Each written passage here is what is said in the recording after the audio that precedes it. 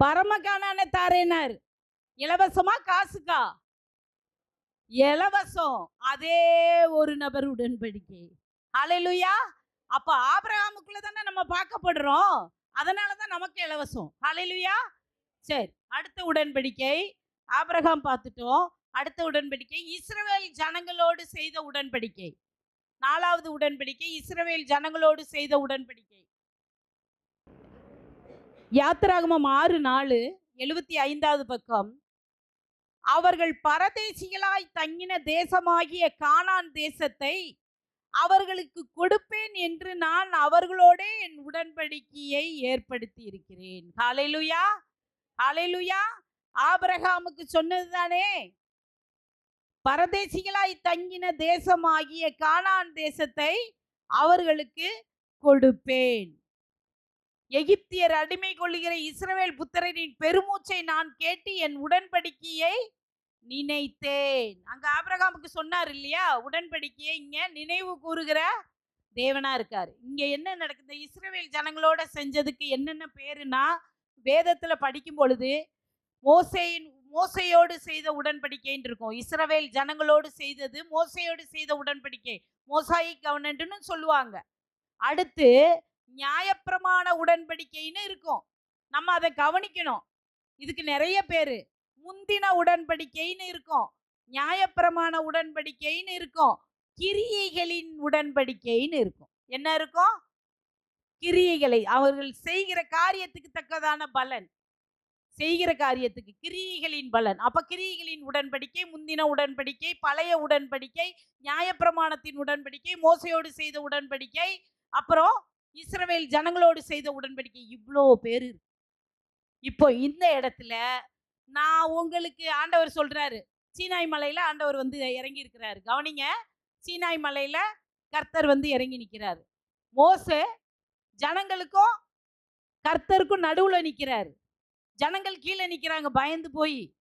இப்போ நடுவுல உடன்படிக்கை பெட்டி, சாட்சி இருக்கு, சாட்சி புக் இருக்குன்னு வச்சுக்கோங்க. இப்போ பேசுறாரு, எப்பா இவங்க எல்லாம் பயந்து போய், மோசே ஆண்டவர் கூட பேச எங்களுக்கு பயமா இருக்கு, நீ பேசி எங்களுக்கு கேட்டு சொல்லு அப்படின்னு சொல்றாங்க. அவர்கிட்ட பேச பயமா இருக்குங்கிறாங்க. உடனே அவர் சொல்றாரு, நான் இவங்களுக்கு கானான் தேசத்தெல்லாம் கொடுப்பேன்பா, எல்லாம் ரெடியா இருக்கிற, இத்தனையும் தாரேன்னு அவங்க ஆதி தகப்பனுக்கு சொன்னதுதான் இவங்களுக்கும் நான் கொடுப்பேன். ஆனால் நான் கொடுக்கிற தேசத்துல இவங்க அந்நிய தெய்வத்தை வணங்காம இருப்பாங்களா? இவங்களை எகிப்துல இருந்து, நான் தானே அடிமையா இருந்தாங்க, அந்நிய தெய்வத்தை வணங்கிட்டு அவங்களை அங்க இருந்து கொண்டு வந்திருக்கிறேன். இவங்க அந்நிய தெய்வத்தை வணங்காம இருப்பாங்களா? விக்கிரகங்களுக்கு படைத்தவைகளை புசிக்காம இருப்பாங்களா? புற ஜாதிகளோட போய் பொண்ணு எடுத்து பெண் எடுக்காம இருப்பாங்களா? இதையெல்லாம் இவங்க விக்கிரகங்களை வழிபடுவாங்க, செஞ்சு வழிபடுவாங்கன்னு சொன்னா நான் அடிப்பேன், இவங்க மேல சாபம் வரும்னு. இவங்க மேல இது என்ன உடன்படிக்கை? இருநபர் உடன்படிக்கை. ஏன்னா இதெல்லாம் சொல்லும் பொழுது மோசே சொல்ற, எப்பா கர்த்தர் இதெல்லாம் சொல்லியிருக்காருப்பா, உங்களுக்கு ஓகேவா? உடனே அவங்க ஓகே நாங்கள் செய்வோம். பார்த்திருக்கீங்களா, நிறைய இடத்துல சொல்லுவாங்க, நாங்கள் செய்வோம், நாங்கள் அதை செய்யாமல் இருக்க மாட்டோம் அப்படின்னு சொல்லி இவங்க வாயினால அறிக்கை பண்றாங்க. ஆண்டவர் இவங்க பண்ணின அறிக்கையை வச்சே அவங்கள வழி நடத்தினாரு. எப்பெல்லாம் எதிர்த்தாங்களோ முறுமுறுத்தாங்களோ அடிச்சார். சாபம் வந்ததா வரலையா? சாபம் வந்தது. இதுதான் முந்தின உடன்படிக்கையாகிய இஸ்ரவேல் ஜனங்களோடு செய்த இருநபர் உடன்படிக்கை. இருநபர் உடன்படிக்கை. சரியா? அடுத்து தாவீதோடு செய்த உடன்படிக்கை. தாவீதோடு செய்த உடன்படிக்கை 2 சாமுவேல் 7ஆம் அதிகாரம் 16வது வசனம் 393. 2 சாமுவேல் 7ஆம் அதிகாரம் 16வது வசனம் பக்கம் 393. உன் வீடும் உன் ராஜ்யமும் என்றென்றைக்கும் உனக்கு முன்பாக ஸ்திரப்பட்டிருக்கும், உன் ராஜாசனம் என்றைக்கும் நிலை பெற்றிருக்கும் என்கிறார் என்று சொல்ல சொன்னார் அப்படின்னு சொல்லி. இங்கேயும் உடன்படிக்கைங்கிற வார்த்தை இல்லைன்னு நினைக்காதீங்க. இந்த வார்த்தை தாவீது என்ன சொன்னா? தாவீது என்ன சொன்னாரு? என் தேவனுக்கு நான் ஆலயத்தை கட்டவில்லை, எனக்கு மச்சு வீடா? அப்படின்னு அந்த கட்டில ஏறி நான் தூங்க மாட்டேன், இந்த மச்சு வீட்டுல நான் இருக்க மாட்டேன். எனக்கு எவ்வளவு சத்துருக்கள் இருந்தாங்க, ஒரு சத்துரு இல்லாம என்னைய நிம்மதியா ஆக்கி வச்சிருக்கிறாரு. ஏன்னா நான் உளையான சேற்றுல வனாந்தரத்துல ஆடு மேய்ச்சிக்கிட்டு கிடந்தேன். என்னைய இன்னைக்கு சமஸ்த இஸ்ரவேலுக்கு ராஜாவாக்கி என்னைய அரண்மனையில கொண்டு வச்சிருக்காரு. ஆனா என் தேவனுடைய உடன்படிக்கை பெட்டி இன்னும் ஆலயத்துக்குள்ள கொண்டு வரப்படாம அந்த இடத்துல மேட்டுல இருக்குதே. நான் அந்த வீட்டுல போய் நான் என்ன செய்ய மாட்டேன், தூங்க மாட்டேன் அப்படிலாம் சொன்னார். அந்த மாடி வீடு வேண்டாம் அப்படின்னு சொன்னார். சரியா? இப்ப என்ன நடக்குது? தீர்க்கதரிசி சொல்றாரு. தீர்க்கதரிசி கிட்ட ஆண்டவர் சொல்றாரு, எப்பா என் பிள்ளைகிட்ட போய் சொல்லு, நீ எனக்கு ஆலயம் கட்டணும்னு ஆசைப்பட்டல்ல, அதை நான் உன் பிள்ளை கையால தான் செய்ய போறேன். நீ ஆலயம் கட்ட ஆசைப்பட்ட, உனக்கு நான் ஒரு வீடு கட்ட போறேன். வீடுன்னா என்ன, நம்ம வீடு மச்சு வீடு மாடி வீடு எல்லாம் கட்டி உட்கார்ந்துருக்குமே அப்படியா? இல்ல, உன் வீடும் உன் ராஜ்யமும். அப்படின்னா என்னன்னா, உனக்கு பின்னாடி உன் சந்ததிய இந்த தேசத்துக்கு நான் ராஜாவாக்குவேன். உன் சந்ததியில ஒன் பை ஒன்னா ஒரு ராஜா வந்துகிட்டு இருப்பாங்க. அந்த விளக்கு ஒரு நாள் அணைஞ்சு போவதில்லை. ஒரு ராஜ்யம் எடுத்து கெட்டப்படும்.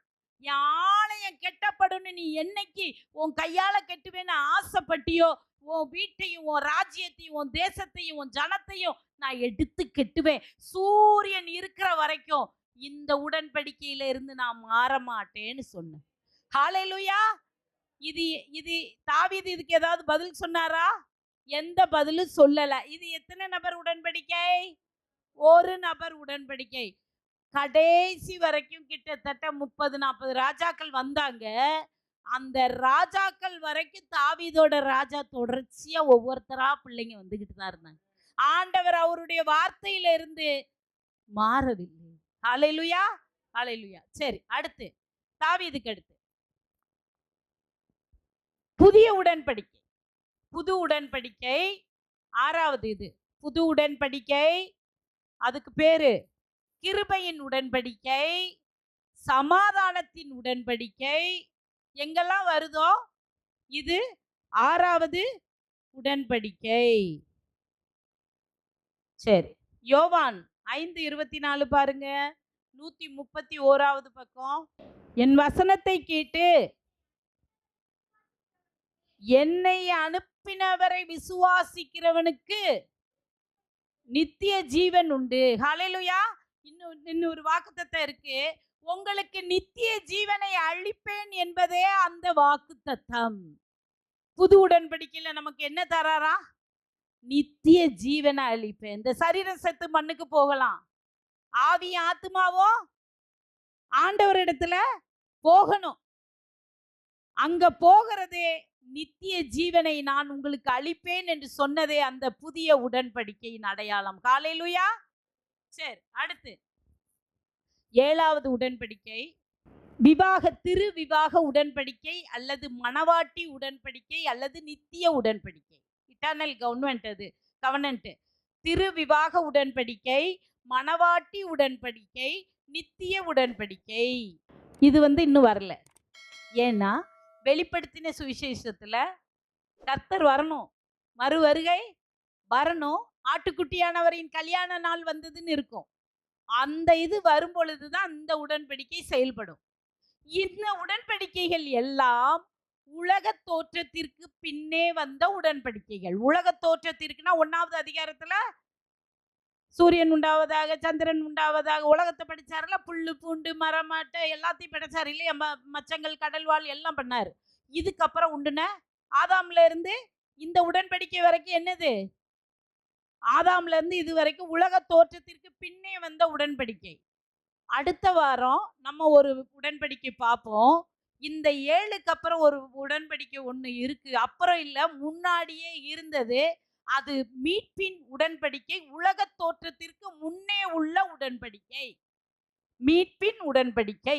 அத நம்ம அடுத்த இதுல பார்க்கலாம். எழுதி வச்சுக்கோங்க. மீட்பின் உடன்படிக்கை, மீட்பின் உடன்படிக்கை. சரியா? சரி, உடன்படிக்கை என்னன்னு பார்த்துட்டோம். உடன்படிக்கைன்னு என்னன்னு பார்த்துட்டோம். உடன்படிக்கை இருவகைப்படுங்கிறதையும் பார்த்துட்டோம். உடன்படிக்கை 7 வகையில செய்யப்பட்டிருக்கு, அதையும் பார்த்துட்டோம். 2 வகையும் பார்த்துட்டோம்.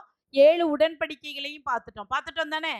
சரி, இப்ப 7 உடன்படிக்கை பண்ணிட்டோம். இப்ப யோசிங்க, ஆதாமோடு செய்தது ஆதாமோடு செய்தது ஓசியா 6:7 என்ன பார்த்தோம்?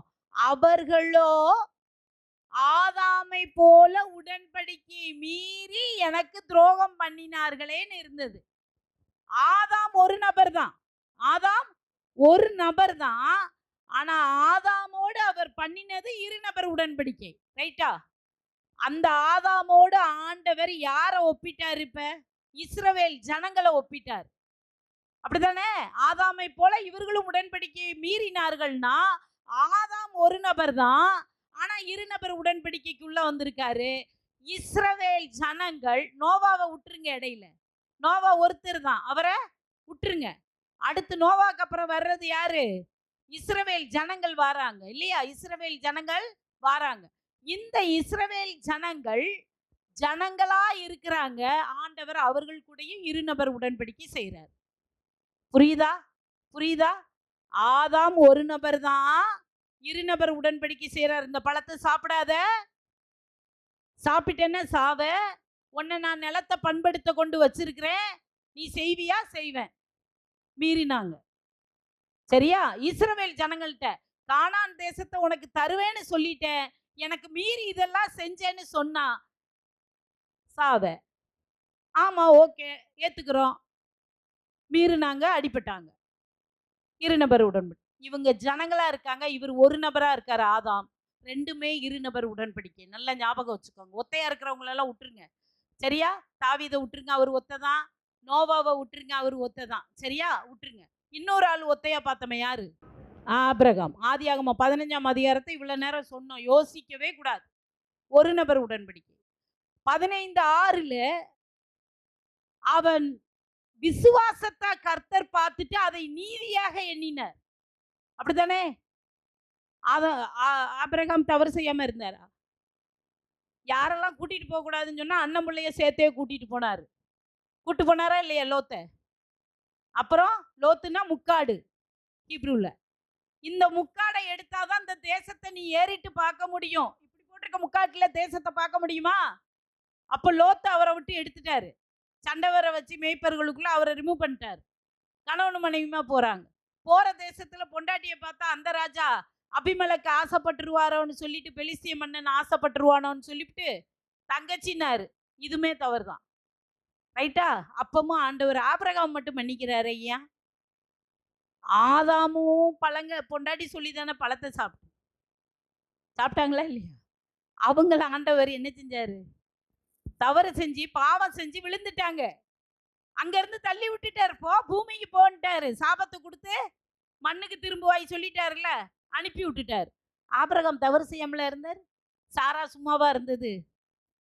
நீங்க ஆகார என் வீட்டு பணிப்பெண்ணை வேலைக்காரிய கல்யாணம் பண்ணிக்கோங்கன்னு கெட்டிக்கிட்டாரா? கெட்டிக்கிட்ட. அப்ப ஆண்டவர்கிட்ட கேட்கல நான் கெட்டவான்னு. கெட்டின பிறகு அனுப்பிவிட சொன்னோன்னு ஆண்டவரை நான் அனுப்பி விடணுமான்னு கேட்டார். அவர் அங்கேயும் தவறு செய்தார் தான். ஆண்டவரோட சித்தத்தின்படி நடக்கலாம். ஆனா இப்ப நம்ம பார்க்கும் பொழுது அங்க ஆதாம் தன் மனைவி சொன்னதை கேட்டு அந்த பழத்தை புசிச்சுட்டு பாவத்துக்கு உண்டாகி கீழே தள்ளிட்டாரு. போயிட்டு வாங்கன்ட்டு அனுப்பிட்டாரு. ஆபிரகாம் மறுபடி தவறு நடக்கும் பொழுது ஆபிரகாம ஆண்டவர் ஏன் தள்ளி விடல? அதுதான் விசுவாசம். ஒரு நபர் உடன்படிக்கை. ஆபிரகாமோட பண்ணினது ஒரு நபர் உடன்படிக்கை தான். எதை பார்த்து அவர் செஞ்சாரு? எதை பார்த்து செஞ்சாரு? கலாத்தியர் 3:8 எடுத்து பாருங்க ஒரு நிமிஷம். 259வது பக்கம். எதுக்காக அதை செஞ்சாரு? அப்படியே ஆபிரகாம் தேவனை விசுவாசித்தான், அது அவனுக்கு நீதியாக எண்ணப்பட்டது. 3:8 கலாத்தியர். தேவன் விசுவாசத்தினாலே புற ஜாதிகளை நீதிமான்கள் ஆக்குகிறார் என்று வேதம் முன்னதாக கண்டு. 259வது பக்கம் சொன்னேன். தேவன் விசுவாசத்தினாலே புற ஜாதிகளை நீதிமான்கள் ஆக்குகிறார் என்று வேதம் முன்னதாக கண்டு உனக்குள் சகல ஜாதிகளும் ஆசீர்வதிக்கப்படும் என்று ஆபிரகாமுக்கு சுவிசேஷமாய் முன்னறிவித்தது. ஏன் அப்படின்னா ஆதாமோட இஸ்ரவேல் ஜனங்களை ஒப்பிட்டார். ஓசியா 6:7 ஆதாமை போல இவர்களும் உடன்படிக்கையை மீறி துரோகம் பண்ணினார்கள் எனக்குன்னு. ஒரு நபரும் ஜனங்களுமா இருந்தாருங்க. 2 பேர் கூடயும் 2 நபர் உடன்படிக்கை. சாபம் வந்தது.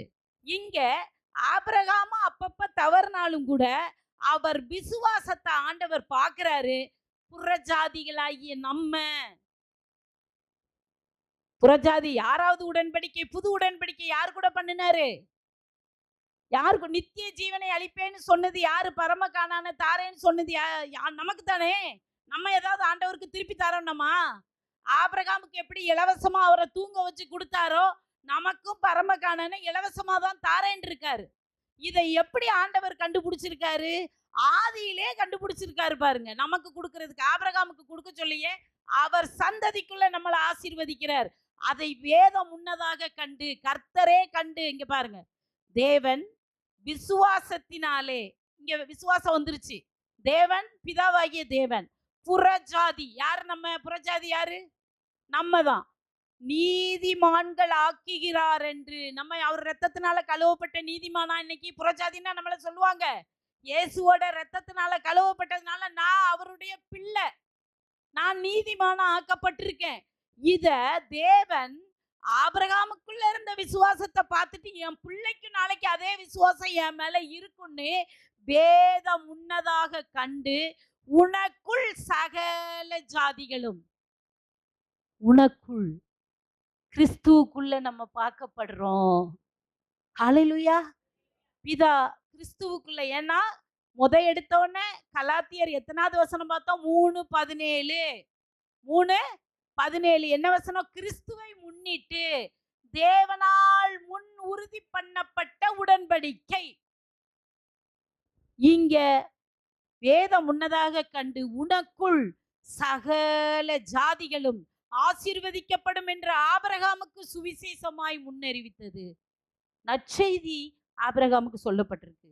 இன்னைக்கு உனக்கு சொன்னதுதான். புறஜாதியாகிய நம்மளும் அன்னைக்கு அவருக்கு சொன்ன மாதிரி இன்னைக்கு நமக்கு சொல்லி, பரமகாணான இலவசமா நான் உனக்கு தாரேங்கிறது அவனுக்குள்ள இருந்த விசுவாசத்தின் பார்த்து தான் உனக்கும் நான் சொல்றேன். நீயும் என் மேல இன்னைக்கு இயேசு நம்ம பக்கத்துல இருக்காருங்கிறத என்ன செய்றீங்க? சீடர்களோட உருவமா மனுஷகுமாரனா இருந்தார். தேவகுமாரனா இருந்தவர் மனுஷகுமாரனா இருந்தார். இன்னைக்கு எனக்குள்ள இருக்காருன்னு நான் என்ன செய்யறேன்? அதை விசுவாசிக்கிறேன். அன்னைக்கு ஆபிரகாம் விசுவாசிச்ச மாதிரி தானே இன்னைக்கு நானும் விசுவாசிக்கிறேன். அதனாலதான் புறஜாதிய எண்ணிய நீதிமானா வேதம் அன்னைக்கே பார்த்து இதை எனக்கு கொடுத்திருக்கு. ஹல்லேலூயா. அப்ப அதுதான் இந்த ஆபிரகாமுக்கும் புறஜாதிய நமக்கும் கானான கொடுக்கேன்னு சொன்னது. இது ஒரு நபர் ஜனம், ஆதாம் ஒரு நபர், இஸ்ரவேல் ஜனங்கள் ஜனம். ஆனா அது ரெண்டும் 2 நபர் உடன்படிக்கை. ஆபிரகாமும் நானும் ஒரு நபர் உடன்படிக்கை. ஹல்லேலூயா. ஹல்லேலூயா. இது ஞாபகம் வச்சுக்கணும். அது ஓசியா 6:7, இது கலாத்தியர் 3:8. ஞாபகம் வச்சுக்கோங்க. இது முக்கியமான வசனம். இதை வச்சு நீங்க கண்டுபிடிச்சிடலாம். மீதி தாவீது நோவாவும் ஒரு நபர் உடன்படிக்கை. ஏன்னா இப்போ இதெல்லாம் உலக தோற்றத்திற்கு பின்னாடி ஏற்படுத்தப்பட்ட உடன்படிக்கை. இந்த 7 உடன்படிக்கையும் மீட்பின் உடன்படிக்கை, நினைவு கூறுகிற உடன்படிக்கை ஒன்று இருக்கு. அது அடுத்ததுல நம்ம பார்ப்போம். அது உலக தோற்றத்திற்கு முன்னே உள்ளது. சரியா? சரி. இப்போ 9 காரியங்கள் உடன்படிக்கையில இஸ்ரவேலர்கள் பண்ணுவாங்க. 9 காரியங்கள் இஸ்ரவேலர்கள் பாரம்பரியமா, யூதர்களாகிய இஸ்ரவேலர்கள் உடன்படிக்கை செய்யும் பொழுது பண்ணுவாங்க. இந்த 9 காரியமும் வேதத்துக்குள்ள இருக்கு. 9 காரியமும் வேதத்துக்குள்ள இருக்கு. முதல்ல சால்வை, தான் அணிந்திருக்கிற சால்வை அல்லது ஆட்டுக்குட்டியை ஒருவருக்கொருவர் கொடுத்துக்குவாங்க, பரிமாறிக்குவாங்க. சால்வை அல்லது ஆட்டுக்குட்டி. சரியா? யோனத்தான், உதாரணம் சொல்லிடுறேன், குறிச்சு வச்சுக்கோங்க. யோனத்தான் தாவீதும் உடன்படிக்கை செஞ்சாங்க. தாவீதும் யோனத்தானும் உடன்படிக்கை செஞ்சாங்க. 1 சாமுவேல், குறிச்சு வச்சுக்கோங்க. 1 சாமுவேல் 18ஆம் அதிகாரம் 1-4 வரைக்கும் எழுதிக்கோங்க. இங்கே யோனத்தான் தாவீதுக்கு தான் அணிந்திருந்த சால்வை, இடுப்புல இருந்த கச்சை, இதெல்லாம் என்ன செஞ்சாரு? வில்லு, இதெல்லாம் கலட்டி தாவீது கையில கொடுத்தாரு. 1 சாமுவேல் 18ஆம் அதிகாரம் 1-4 வரைக்கும் குறிச்சு வச்சுக்கோங்க. இத வந்து அடுத்த வாரம் நம்ம பார்ப்போம். மீட்பின் உடன்படிக்கை நினைவு கூறுகிற உடன்படிக்கையில இந்த உடன்படிக்கை குறித்து நம்ம விளக்கமா பார்க்கலாம். அடுத்த மெசேஜ்ல நம்ம பார்ப்போம். இருக்கட்டும். அடுத்து இப்போ இந்த சால்வைய குடுக்குறாங்க இல்லையா? கச்சை மேல இருக்கு இடுப்பு கச்சை, அதுல பெல்ட்ல கத்தி எல்லாம் இருக்கும். இப்போ எல்லாம் துப்பாக்கி வச்சிருக்காங்க. அப்போ பெல்ட்ல கத்தி இருக்கும். இதெல்லாம் அப்படியே அந்த இடுப்பு கச்சைய கழட்டி குடுக்கும் பொழுது, அந்த பெல்ட்ட கழட்டி குடுக்கும் பொழுது, அந்த கத்தியோட குடுக்குறது. ஏன்னா, என்னுடைய பெலன் உன்னுடையது. என்னுடைய பெலன் உன்னுடையது. என்னுடைய யுத்தம் உன்னுடையது. எனக்கு ஒண்ணு வந்தா நீ வரணும். நீ தான் அத எடுத்து செய்வேன்னு சொல்ற மாரி எடுத்து குடுக்கிறது. இது மொத விஷயம். இதுல ஆட்டுக்குட்டியும் பரிமாறப்படுதுன்னு பார்த்தா, இங்க என்ன ஆகுச்சு? ஆட்டுக்குட்டி இது ஒரு நபர் உடன்படிக்கைங்கிற மாரி. அதாவது இடத்த கானான குடுக்க போறாரு. ஆடு கொண்டு வர சொன்னாரா? வாங்குறவன் தான் அங்க கொண்டு வரணும். பத்திர செலவு யாரோடது? வாங்குறவங்களுக்கு தானே. அப்போ வாங்குற பத்திர செலவு யாருக்குள்ளது? ஆபிரகாமுடையது. அவர் தான் ஆடு கொண்டு வரணும். ஏசு கர்த்தர் கொண்டு வர மாட்டார். அதனால தான் ஆட்டை கொண்டு வா, கிடாரிய கொண்டு வா, புறா குஞ்ச கொண்டு வா சொன்னாரா? ஏன்னா அதை வெட்டி துண்டா வச்சா தான் நடுவுல போய் பேச முடியும்.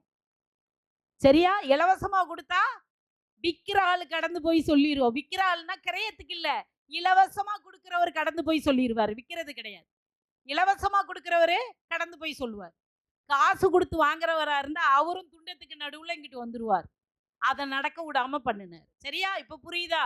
சரி. 2வது மிருகத்தை வெட்டி இது இது அதுல உள்ளதுதான். மிருகத்தை வெட்டி நடுவே கடந்து போகுதல். இப்ப நான் பேசணும் இல்லையா? மிருகத்தை வெட்டி நடுவே கடந்து போகுதல். முதல்ல சால்வா ஆட்டுக்குட்டி மாத்திக்குவாங்க. 2வது இடுப்புல இருக்கிற கச்சை பட்டய கத்திய மாத்தி கொடுப்பாங்க. 3வது மிருகத்தை வெட்டி நடுவே கடந்து போகுதல். சரியா? சரி. அடுத்து